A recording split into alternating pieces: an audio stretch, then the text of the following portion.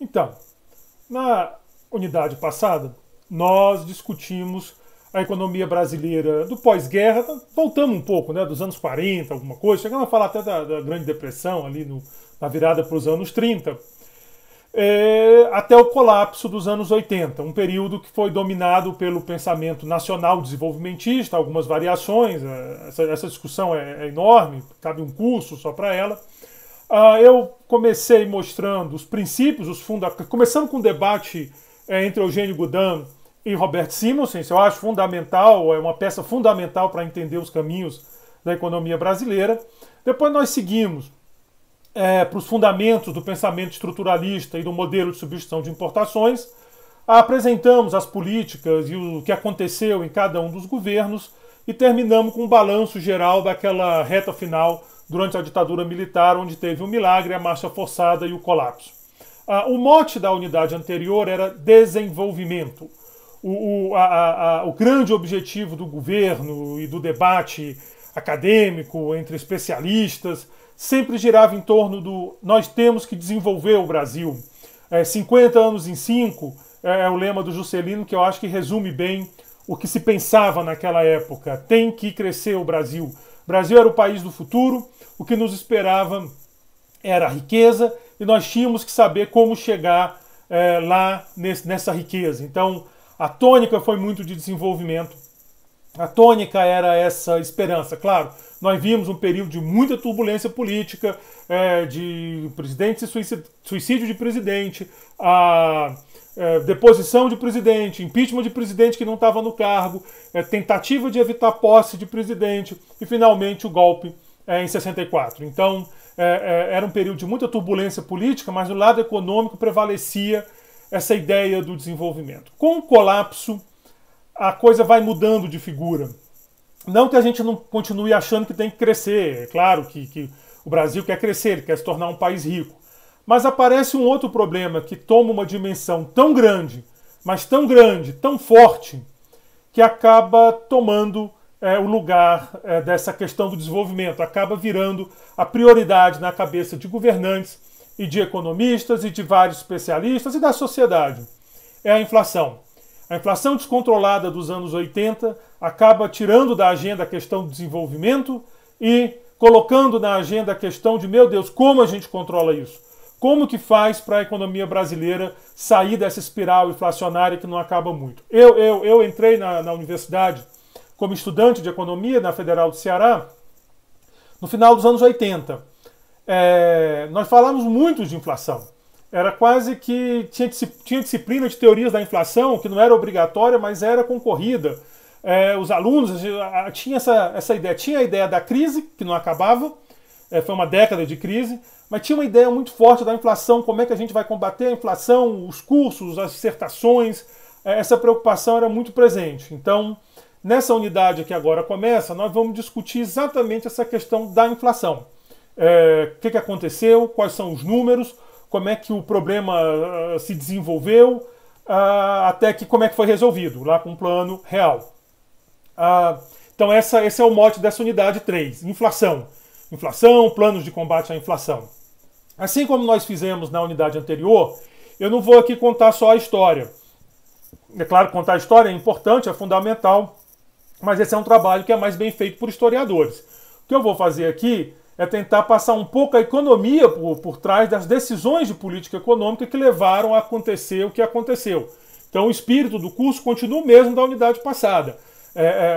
A história aparece como, digamos assim, um laboratório que nós observamos, no sentido de que nós não estamos fazendo experimentos, né? A gente está só tentando entender como foram feitos os experimentos e o que aconteceu nesse laboratório econômico que a gente pode chamar de Brasil. Então, esse é o espírito do curso, né? Um curso de economia brasileira, não é história econômica do Brasil, nem história brasileira, insisto, não que isso não seja importante, mas é porque aí o historiador vai fazer um papel melhor que o meu. O meu objetivo aqui, um cara de macroeconomia e de crescimento, e um economista, é passar para vocês a economia da coisa, né? Então, nós vamos seguir o mesmo padrão, nós vamos primeiro fazer uma visão geral do fenômeno da inflação do Brasil, o que aconteceu, e depois nós vamos discutir algumas ideias principais de inflação.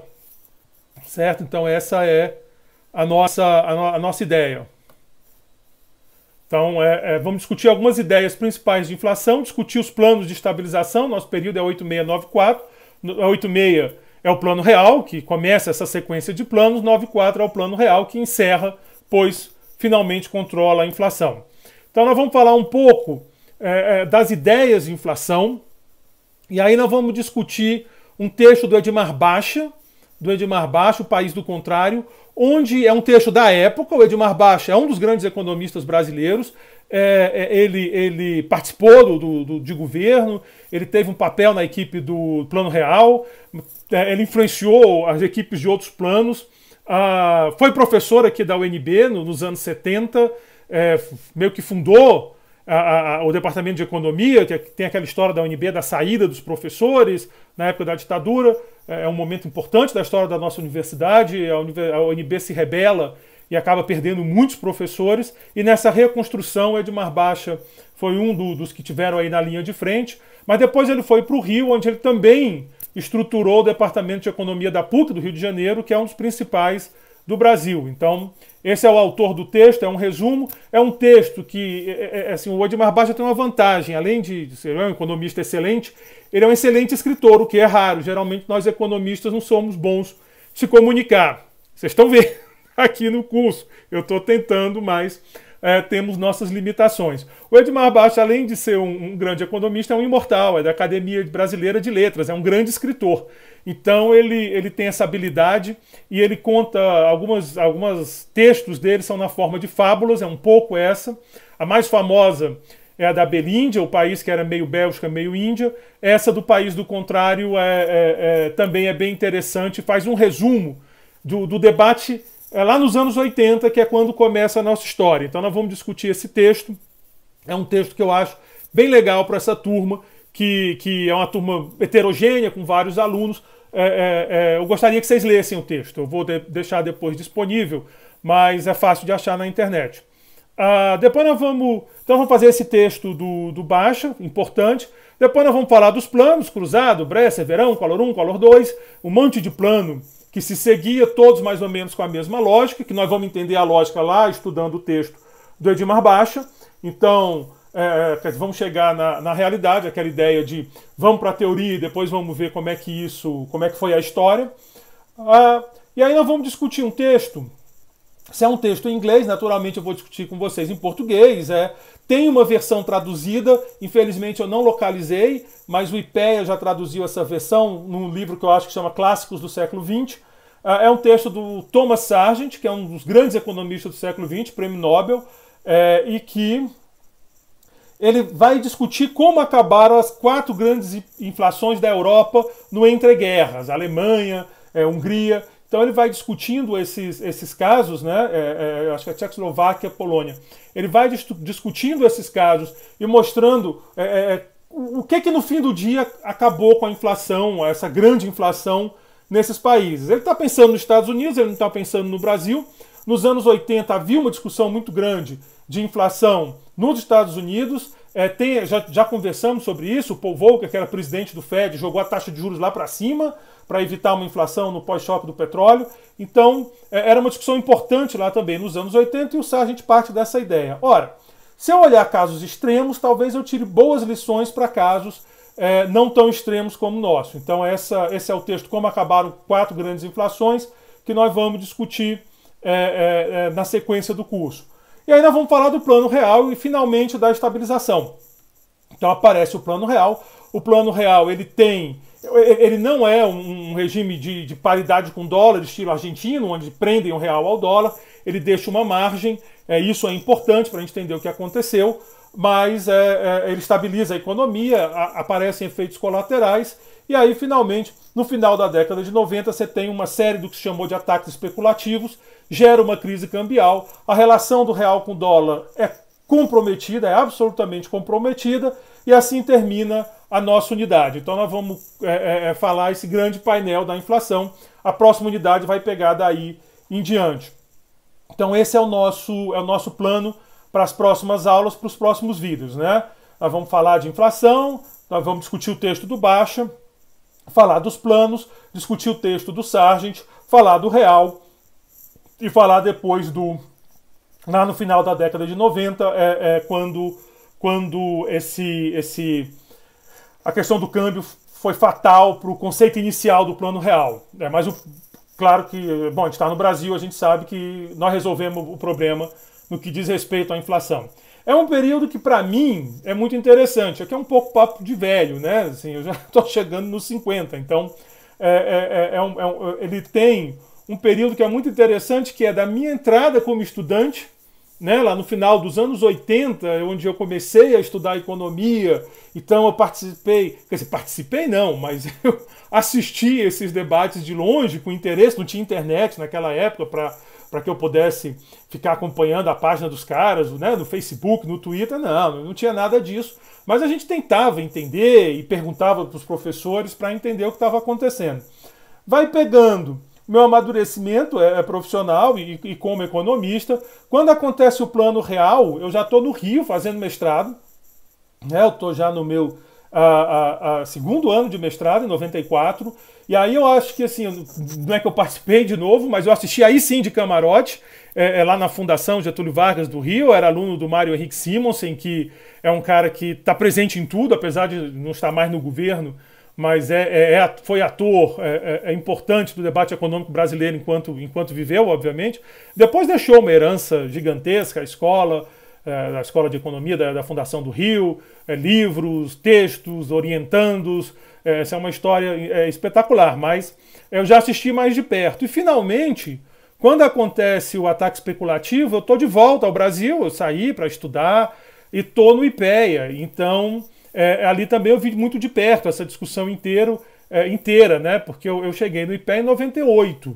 Foi mais ou menos quando começou a fazer água essa discussão. Então é marcante. Aí eu vim para a Unibem em 2002, já é outra história que eu fiquei assistindo lá de professor. Eu não sei se a gente chama de arquibancada os professores, mas também assisti. Mas esse momento é um momento muito importante, assim, da minha vida como economista, do estudante dos anos 80 até o técnico do quadro do IPEA nos anos 90.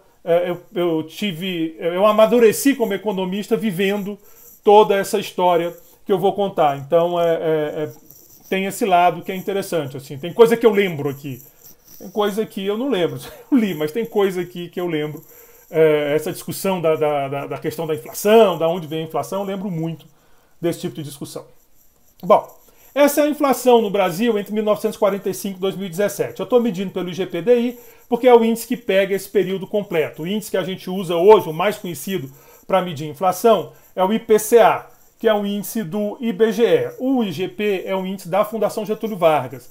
A grande diferença dos dois é que o IPCA é um índice de preços ao consumidor. O A é de amplo, mas mas é um índice de preços ao consumidor, é o IPC. E o IGP é um índice geral de preços, então ele não considera só preços ao consumidor. Ele considera preços ao consumidor, salvo engano o peso é 30%, mas ele considera preços no atacado, o preço é 60%, aquele preço das grandes vendas, digamos assim, não é o do supermercado, onde eu compro, onde vocês compram, e também considera preços da construção civil, no INCC com 10%. Então ele é uma ponderação, o IGP é uma ponderação de índices de preços, portanto o índice geral, que é interessante quando você quer avaliar certas grandezas. Talvez seja interessante para investimento, onde o preço ao atacado, talvez seja, e principalmente da construção, seja mais importante do que o preço do supermercado. O IPCA, ele começa nos anos 80, então ele não vem tão atrás assim para a gente, e ele está focado no consumidor. Então ele está olhando alimento, transporte. Essa é a diferença entre esses dois índices. A Fundação também tem seu índice de preço ao consumidor, mas aqui, insisto, o índice geral de preço me parece o mais interessante para mostrar o que aconteceu na época. Então você vê uma inflação que parece que está baixinha, aí de repente, aqui ó, parece que ela vem baixinha, né? Vem bem baixinha. Aí quando chega nos anos 80, ela começa a crescer e aí ela chega a esse valor absurdo, mais de 2 mil, isso bem mais. Esse aqui é o final dos anos 90, isso aqui é a nossa hiperinflação acontecendo. Você vê que tem essa queda aqui, são os congelamentos, então você tinha os congelamentos Aqui uma, aqui outra. Você tinha os congelamentos, parava, mas depois voltava, aí depois parava, aí depois voltava, voltava mais forte ainda. Era esse o drama. Só que esse gráfico engana. Isso que a gente está vendo pequenininho aqui não é tão pequenininho como parece, não. O problema é que se eu faço um gráfico que vai quase a 3.000, como esse, fica muito difícil enxergar a diferença entre 10 e 30. Não é? Meu gráfico, isso aqui, quer dizer, eu estou numa escala que vai até 3.000, enxergar entre 10 e 30 eu preciso de uma lupa. Eu tinha que botar uma lupa nesse gráfico para poder enxergar, por exemplo, aqui nos anos 60, a inflação de 100%, que é um valor absurdo, mas aqui parece que não aconteceu nada, né? Um calombinho só. Claro, 100 para mais de quase 3.000, só pode dar um pulo muito grande. Então distorce o dado. Esse tipo de gráfico, você não consegue enxergar muito bem o que está acontecendo. É muito difícil comparar aqui, quando a inflação, sei lá, 2012, a inflação do IPCA deu 12%, eu não lembro exatamente a do IGP, com uma inflação de 40%, por exemplo. Parece a mesma coisa. Uma maneira de resolver esse problema é passando log. Logaritmo ajuda muito a resolver essas coisas. A gente enxerga o que está acontecendo. Então dá para ver claramente agora por essa linha que você tem um processo de alta, ela fica acima, aí você tem o plano real, a inflação cai e ela vai ficar, com exceção aqui de 2002, esse aqui é 2002 eu acho, ela vai ficar o tempo todo abaixo dessa linha onde passa o 3. Em 2015 você tem outra subidinha, chega o IPCA a 10%, o IGP por aí também, mas você vê que fica abaixo dessa linha, enquanto que para cá, desde pelo menos os anos 60, um pouco antes, ela vinha sempre acima dessa linha onde está o 3. Isso aqui é um logaritmo, então não quer dizer 3%, mas eu acho que fica mais fácil enxergar o que foi o descontrole da inflação no Brasil, essa subida aqui, né, o descontrole completo. Ela ia indo embora nos anos 60, mas controla, mas depois ela descontrola muito mais. Então, o caos inflacionário brasileiro, o que foi o plano real, ajustando a inflação, e o que é pós-plano real, com a inflação devidamente ajustada. Então a gente consegue enxergar, pelo menos eu consigo enxergar melhor aqui do que nesse gráfico. Seja lá qual for o gráfico que você prefira, ou se quiser ir na internet ver os números, também é legal. A história é, o Brasil sempre foi um país de inflação alta, nesse período que a gente estudou, boa parte dele de inflação alta. Quando chega a partir dos anos 60 tem uma aceleração, controla-se essa aceleração, mas depois essa aceleração volta com mais força, chega um momento que sai completamente de controle, esses picos aqui, e finalmente, em meados dos anos 90, ela é estabilizada, tendo só 2 picos, um em 2002, outro em 2015, um pouco mais incômodos, estabilizada. Aí você tem uma discussão, tem pessoas que acham que uma inflação de 5% está boa, tem outros que acham que tem que ser 2%. Se me pressionarem aqui, eu vou acabar chegando bem abaixo de 2, mas é outra história. Eu não vou entrar nessa discussão, pelo menos não agora. Mas é importante ter. Você não tem um número que a gente possa dizer essa é a inflação ideal. Mas também é indiscutível que uma coisa é debater uma inflação de 2 ou 5 do que debater uma inflação de 1.500 ou 1.800. Né? Quer dizer, é uma discussão, a dimensão é tão diferente que não dá para comparar. Então hoje nós temos uma discussão, digamos assim, civilizada. Um economista vai dizer, mas 6% é bom porque permite alguns ajustes. Aí outro economista vai dizer, não, acima de 2 para mim já é um absurdo. E aí a gente vai numa discussão um pouco mais, bem mais razoável do que na época que a gente dizia, meu Deus, a inflação está em 1.800%, vai para 1.900%. Isso é bem mais razoável. Bom, então é isso, a inflação do Brasil nunca foi baixa, mas durante a década de 80 atingiu níveis absurdos. Nesse período, o controle da inflação passou a ser o principal objetivo da política econômica, nós comentamos isso. Para controlar a inflação foram implementados uma série de planos econômicos. Via de regra, esses planos tinham como, não só isso, mas o mecanismo que se destacava nesses planos era um congelamento de preços, um controle de preços. Então o governo dizia, não pode mais ajustar preço, estátua, todos os preços como estão.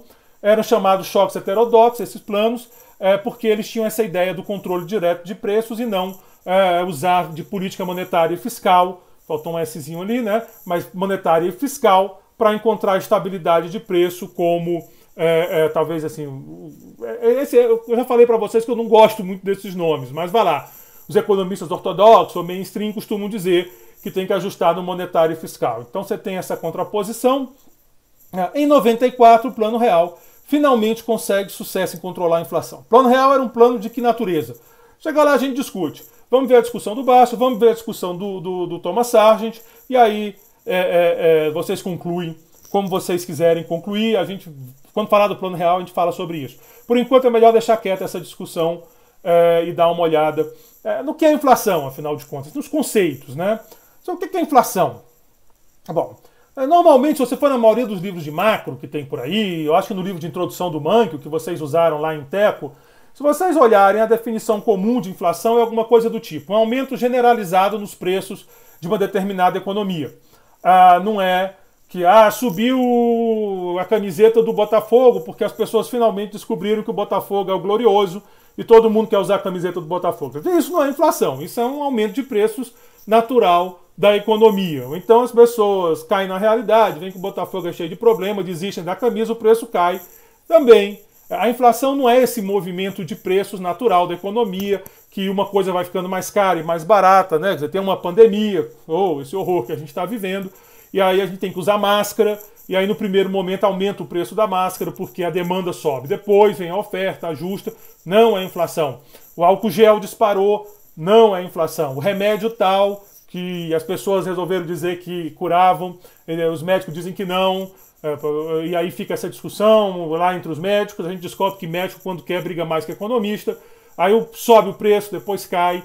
Isso não é inflação, isso é um movimento normal. O próprio choque do petróleo sobe o preço do petróleo, não quer dizer que é inflação. Ele pode disparar um processo inflacionário, como aconteceu na época, mas a subida de um preço em si não caracteriza inflação. Essa é a ideia de aumento generalizado. Também não quer dizer que todos têm que subir, né? Tem um preço ali que não subiu. Não, tem aqui uma ideia um pouco solta, mas a gente entende quando é um aumento generalizado, está subindo um monte de preços, de um aumento pontual que acontece por conta da dinâmica econômica. Então, essa ideia de inflação que os economistas têm. De onde vem a inflação? Aqui você vai entrar numa discussão sem fim. Eu já me antecipei para vocês que os economistas, dito ortodoxos, ou mainstream, o nome que vocês gostem, eles geralmente vão olhar para a inflação como vindo da política monetária ou fiscal. Alguns mais radicais dizem que é só a política monetária, só ela importa. Outros, que eu acho que é o mais comum hoje em dia, acredita que é um mix de política monetária e fiscal. Dependendo de como essas políticas conversam, nós vamos falar disso. Você pode ou não ter inflação. Tem uma ideia que era muito forte nos anos 80, que ela vinha de conflitos distributivos. O conflito distributivo, pensem, por exemplo, no conflito capital-trabalho, um quer aumentar, o outro quer aumentar, o outro quer aumentar, o outro quer aumentar, e aí você gera uma espiral de inflação. E tem uma ideia também muito forte nos anos 80, que ela vinha dela mesma, num processo de autoalimentação, um processo chamado inercial. Bom, então essa é uma discussão, né, de onde vem a inflação. Nós vamos rascunhar alguns argumentos. De novo, para aprofundar essa discussão, a gente precisaria de um curso de macroeconomia, mas pelo menos para ter essa ideia da onde vem, eu vou já falar um pouco mais. E tem uma questão que hoje é muito fundamental, que é a questão das expectativas de inflação. Assim, nas últimas décadas, até, né, nem anos, os economistas estão cada vez mais se preocupando, e macroeconomistas, inclusive, talvez até mais, com expectativas. As coisas às vezes acontecem porque as pessoas acham que vai acontecer, e isso acaba gerando certas situações. Expectativas importam. Essa é um pouco a ideia. O que você acha, o que você, não necessariamente você com seu CPF ou eu com o meu, mas o que as pessoas acham que vai acontecer importam. E aí abre uma discussão gigante em macroeconomia, que é como são formadas as expectativas. Olha, mas se é difícil falar como é formado uma coisa concreta, imagina as expectativas. Essa é uma discussão que vai lá para a psicologia, né? Os modelos comportamentais tentam trazer elementos de fora da tradição econômica, de racionalidade, mas é uma discussão enorme. Até os anos 60, 70, era muito comum achar que as pessoas formavam expectativa olhando para trás. Mas, quanto foi a inflação do ano passado? Então a desse ano vai ser mais ou menos parecida, talvez um pouquinho maior, eu faço um ajustezinho, mas eu formo a expectativa da inflação do futuro a partir do que aconteceu no passado. Pode ser uma média longa de vários meses, pode ser uma média curta de 1 ou 2 meses, mas eu vou ajustando minha expectativa olhando para o passado e ajustando a partir do passado. Como eu disse, isso era Friedman usava isso, o famoso monetarista lá, o liberal, ele usava essa ideia de expectativas do passado, chama expectativas adaptativas, mas lá pelos anos 70 descobriram que esse modelo tem um problemão aí. Se você é um cara que forma sua expectativa olhando o passado, eu consigo te enganar sempre. Toda a vida eu te engano. Né? Eu posso dizer o seguinte: a inflação vai ser 5%. Aí você olha, ano passado foi 5%, eu acho que é 5%. Aí eu jogo um pouquinho mais de inflação para dar 7%. Aí você diz, droga, errei, não tem problema. Deu 7%, ano que vem vai ser 7%. Aí eu jogo um pouquinho mais para cima para dar 9%. E toda a vida você cai nesse golpe, você sempre erra a inflação. Depois, não, professor, mas pera lá, é porque esse cara também é limitado. Porque se ele fosse mais esperto, ele ia ver que está subindo 2 pontos por ano, 5, 7, 9. Então, se deu 9, ele joga 11. Aí eu digo que aí eu jogo para 12 a inflação. Eu jogo para 12. E assim por diante, quer dizer, eu sempre consigo enganar um cara que só olha para o passado. E daí veio a ideia do que se chama de expectativas racionais. Ou seja, o cara não só olha para o passado, o cara vê todas as informações disponíveis e a partir daí ele tem um comportamento em relação a formar suas expectativas. Por exemplo, se o Roberto me engana, eu sei que ele é um mentiroso e eu não confio nele, dane-se o que ele está dizendo. Esse é um tipo de comportamento racional. Na economia, se eu estou vendo que o governo está fazendo uma expansão muito grande da demanda, isso vai acabar gerando alguma racionalidade. A minha expectativa de inflação vai responder. É claro que isso é uma discussão imensa, o quanto de racionalidade existe, o quanto de racionalidade não existe, o quanto as pessoas são racionais. É um debate sem fim, mas existe racionalidade limitada, muita discussão nesse sentido, mas é onde roda um pouco essa questão de expectativas e inflação. Por que isso é importante? Porque o governo, em geral, ele tem uma ideia entre economistas que o governo quer enganar as pessoas com a inflação. É bom para o governo enganar. Tem várias maneiras de explicar por que isso acontece. Eu vou pegar uma que eu acho que é a mais intuitiva. Tem gente que discorda, acha que o caminho é outro. Mas vamos supor o seguinte: eu sou professor da UNB, ou de uma empresa qualquer, e eu vou fazer um ajuste de salário por um ano. Vou negociar meu salário por um ano. Aí eu negocio meu salário, sei lá, em R$5.000, é o meu salário. Bom, vamos supor que eu acho que a inflação é 5%. Então, nessa minha negociação, eu embuti uma inflação de 5%. Foi assim que eu cheguei a 5.000 com o meu patrão. Se em vez de 5% a inflação der 10%, a verdade é que o meu salário ficou menor. Meu salário real, meu poder de compra caiu, porque a inflação subiu mais do que eu esperava. Se o salário fica menor, talvez meu patrão esteja disposto a empregar mais gente. E se ele emprega mais gente, tem mais emprego. Tem mais emprego, as pessoas ficam mais felizes. Né? Eu vou ficar um pouco chateado porque perdi um pouco da minha renda. Não necessariamente eu vou culpar o governo. Por outro lado, alguém vai ficar muito feliz porque ele não tinha emprego nenhum e agora tem. Então, de repente, se está perto de uma eleição, um movimento desse tipo pode ser bom para o governo. Então, o governo tenderia a enganar as pessoas. O Edward Prescott e o Finn Kydland são os economistas que ganharam o prêmio Nobel, fazem parte dessa mudança de paradigma da macro dos anos 70, onde chega essa ideia de racionalidade. Eles têm um argumento que é muito interessante, que eles partindo desse princípio dizem, ora, então o governo tende a mentir. Mas se eu sei que um cara é mentiroso, o que eu faço? Eu não acredito em nada que ele diz. E se o governo sabe que eu não acredito nele, o que ele faz? Ele mente. E isso é um equilíbrio que em teoria dos jogos chama equilíbrio de Nash. Dado que o governo mente, o melhor que eu faço é não acreditar. Dado que eu não vou acreditar, o melhor que o governo faz é mentir. Então isso gera uma situação terrível para a política monetária, né? Aí vem a ideia de que o governo tem que se esforçar para conquistar a credibilidade. Nós não vamos falar mais disso, mas só para vocês entenderem como essa discussão vai longe, como ela é complexa. Bom, a teoria mais antiga, para explicar a inflação, mais antiga, porque em tese ela vem desde Hume, lá atrás mesmo, né, antes de Smith e tal, mas esse talvez seja mais tradicional, chama teoria quantitativa da moeda. Ela está associada, a versão moderna dela está muito associada ao Milton Friedman, que dizia a inflação é sempre em qualquer lugar um fenômeno monetário. Então é o monetarista, a inflação é um fenômeno monetário. Não é difícil entender. Ele diz o seguinte, olha, vamos supor que aqui na sala eu tenho só uma nota de 20. E fechou a porta, ficou só a gente no mundo, apocalipse zumbi, e nós vamos ter que negociar o que nós temos. Só tem essa nota de 20. Bom, se no final do dia, com essa nota de 20, nós conseguimos negociar um total de 200, isso quer dizer que essa moeda circulou em média 10 vezes, porque circulou cada uma 20, 200. Essa é a ideia da teoria quantitativa. Vocês devem ter visto isso em Introdução à Economia.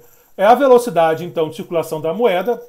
Esse aqui tem a velocidade de transações, que é a mais intuitiva. Isso aqui é a velocidade de renda. Ela é quase que, por definição, o nível de preços vezes o produto.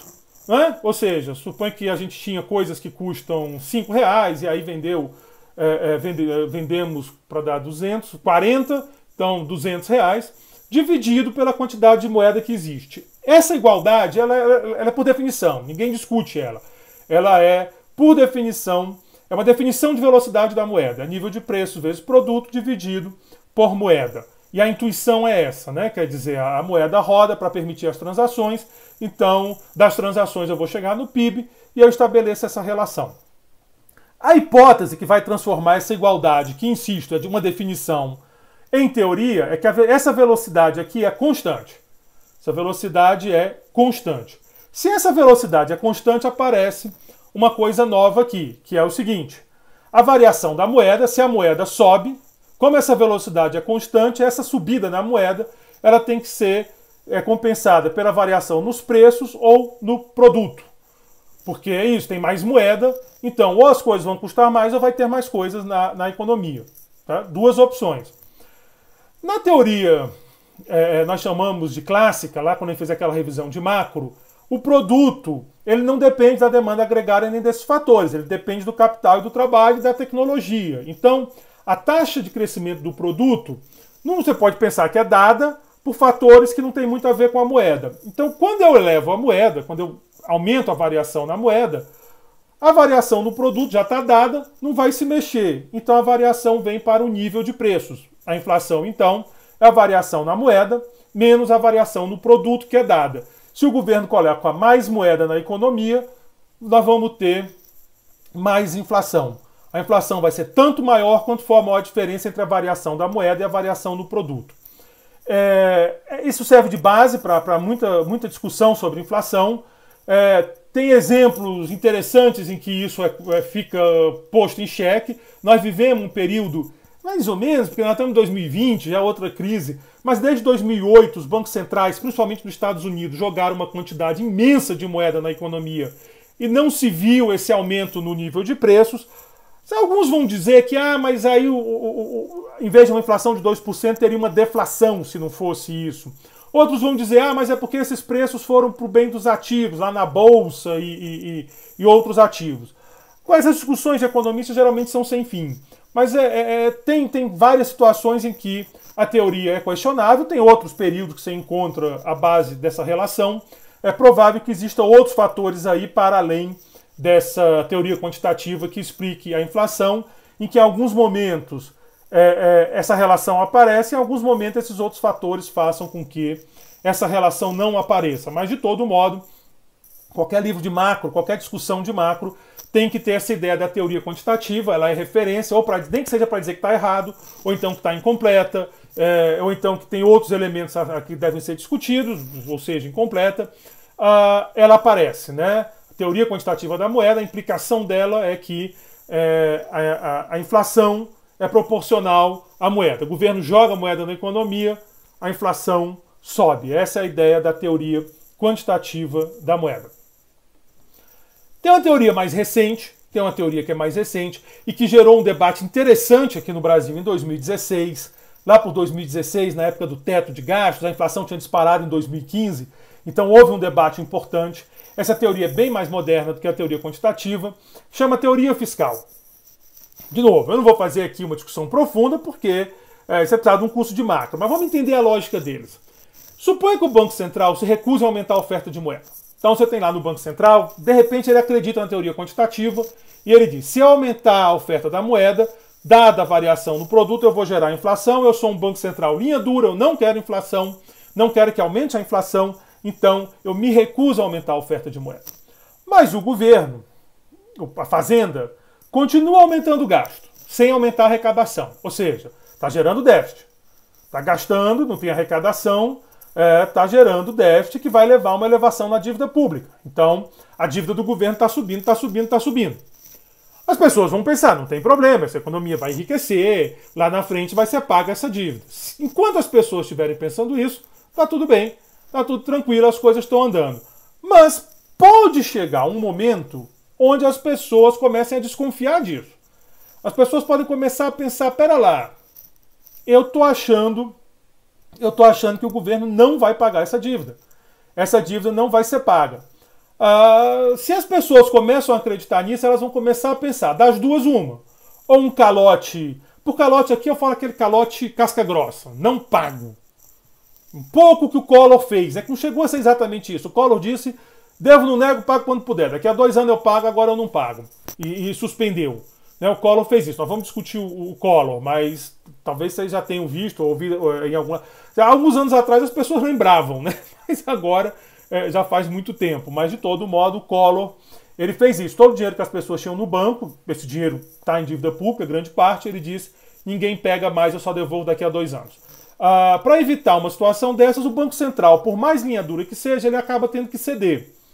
Em alguns países é mais fácil, o presidente demite o cara do Banco Central e substitui. Em outros é mais difícil, mas em algum momento vai ceder e isso vai gerando um processo inflacionário, porque as pessoas vão começar a antecipar, naquela ideia que a expectativa importa, vai começar a antecipar. De repente o custo para impedir isso pode ficar tão alto, o Banco Central acaba cedendo e aí você tem uma inflação que vem do lado fiscal, não do lado, não só monetária, como dizia Friedman, ou seja, uma política monetária apertada com uma política fiscal frouxa, no sentido de que fica causando déficit, acaba que a inflação aparece de qualquer jeito. Continua sendo um fenômeno monetário, depende da leitura que você fizer da frase do Friedman. Se você fizer uma leitura estrita, continua sendo um fenômeno monetário, porque foi a moeda que está envolvida. Sendo uma economia sem moeda, não faz sentido inflação. As pessoas trocam as coisas, uma economia de troca não faz sentido. Mas, claro que você pode... mas e se em vez de moeda, como a gente conhece, for o título do governo for moeda? Aí é moeda, só tem outro nome. Eu estou falando uma economia de trocas mesmo, se aumentar o preço da vaca, do cabrito que eu trocava ficou mais barato e assim por diante. Então, numa economia... então é monetária nesse sentido, mas não é monetária no sentido que vem da política monetária. A política monetária aqui, ela ficou a reboque da política fiscal, ou ela ficou passiva. Então a teoria fiscal dos preços considera que o nível de preço será tal que a dívida do governo seja sustentável. É uma inflação que vem do lado fiscal. Essa discussão foi importante no Brasil em 2016, porque tinha aquela ideia, o governo tinha aumentado os juros ainda da Dilma, e as pessoas pensaram, meu Deus, se for um problema de teoria fiscal, quando eu aumento os juros, a dívida sobe. E aí, como a dívida ficou mais alta, vai ter mais inflação, porque o preço tem que se ajustar para estabilizar a dívida. Então, alguns economistas, o André Lara Rezende, do economista mais antigos, participou aí do Plano Real, do Plano Cruzado, foi um que disse, olha, é o contrário, tem que baixar os juros para permitir isso. Da geração mais nova, a Mônica De Bolle, foi outra economista que comprou essa discussão e foi um debate de fato interessante lá em 2016. Né? Se eventualmente mudou o governo, a política fiscal... as pessoas passaram a acreditar que ela seria controlada, chegou o teto de gastos, que nós vamos discutir lá na frente, um monte de fatores. O fato é que a inflação voltou para o lugar e essa discussão saiu um pouco de cena, como lá de 2016, porque o Ilan, né, eu brinco um pouco, o Chuck Norris do Banco Central, ele conseguiu estabilizar a inflação, aí os juros pôde cair junto com a inflação, tudo funcionou direitinho. Mas essa é a teoria fiscal, ela enxerga que a inflação vem de desequilíbrios fiscais. Nós vamos ver que essa questão entre inflação e lado fiscal, ela estará presente em boa parte da discussão, tanto no texto do Baixa quanto no texto do Sargent e na discussão do Brasil. Elas andam junto, essas discussões. Bom, conflito distributivo é aquela ideia que eu falei, né? Você tem empregado e patrões, se você tem uma visão de conflito capital e trabalho, assim, raiz, né? Então é capital e trabalho, empregado e patrão, tentando ajustar os preços de forma a ficar com a maior parte. Então eu chego com o meu patrão, eu quero um aumento de salário. O patrão me dá, mas aumenta o preço do produto dele. Aí eu me ferrei, porque eu estou ganhando mais salário, mas meu poder de compra caiu, se muitos patrões fizerem isso. Aí eu quero mais aumento, mais aumento, mais aumento, e vai gerando um círculo vicioso e gera também esse efeito da inflação alimentar a própria inflação. E aí cria-se o que se chama de inércia inflacionária, ou seja, a inflação tem uma força inercial. Esse conflito distributivo, naturalmente, não precisa ser entre patrão e empregado. Você pode pensar entre empresários, aumentou um preço ali, eu quero recuperar minha margem, eu quero a minha, mas ali nos anos 80 tinha uma presença forte até de ideia marxista. Não estou dizendo que isso é uma ideia marxista, pelo amor de Deus, nesses tempos tem que tomar cuidado. Não estou dizendo que isso é uma ideia marxista, estou dizendo que havia uma presença forte, mais do que hoje, talvez, pelo menos em economia, dessas ideias. Então o conflito capital-trabalho acabava assumindo uma relevância. É importante ter em mente que assim, outros economistas anteriores, o próprio Smith em algum momento vai trabalhar com essa categoria de conflito capital-trabalho. Então não vamos aqui ligar o método, capital-trabalho é marxista. Não é isso. Marx trabalha e faz um trabalho profundo usando esses conceitos, mas a ideia é mais ampla. Bom, e isso então leva a essa inércia inflacionária, que é esse mecanismo de realimentação da inflação. Esse mecanismo de realimentação, nós vamos ver mais na frente, é que justifica muito essas ideias de congelamento, que é quebrar a inércia inflacionária. Bom, na década de 80, o pensamento dominante entre os economistas era de que a força motriz da nossa inflação era inercial. Como eu disse, tinha mais de uma justificativa para a inflação inercial, mas a mais importante provavelmente era essa de capital e trabalho. E por isso foram elaborados uma série de planos visando quebrar essa inércia para controlar a inflação. Então você quebra a inércia, você para os preços, quebrou a inércia, e aí você controla a inflação. O primeiro plano, mais famoso, o que talvez tenha tido mais impacto, é o plano cruzado. O plano cruzado, como os outros que vieram na sequência para acabar com a inflação congelando o preço, ele fracassou. Eu termino aqui esse vídeo. No próximo vídeo eu vou discutir o artigo lá do Edmar Baixa, do país do contrário. Tá joia? Obrigado pela atenção de vocês.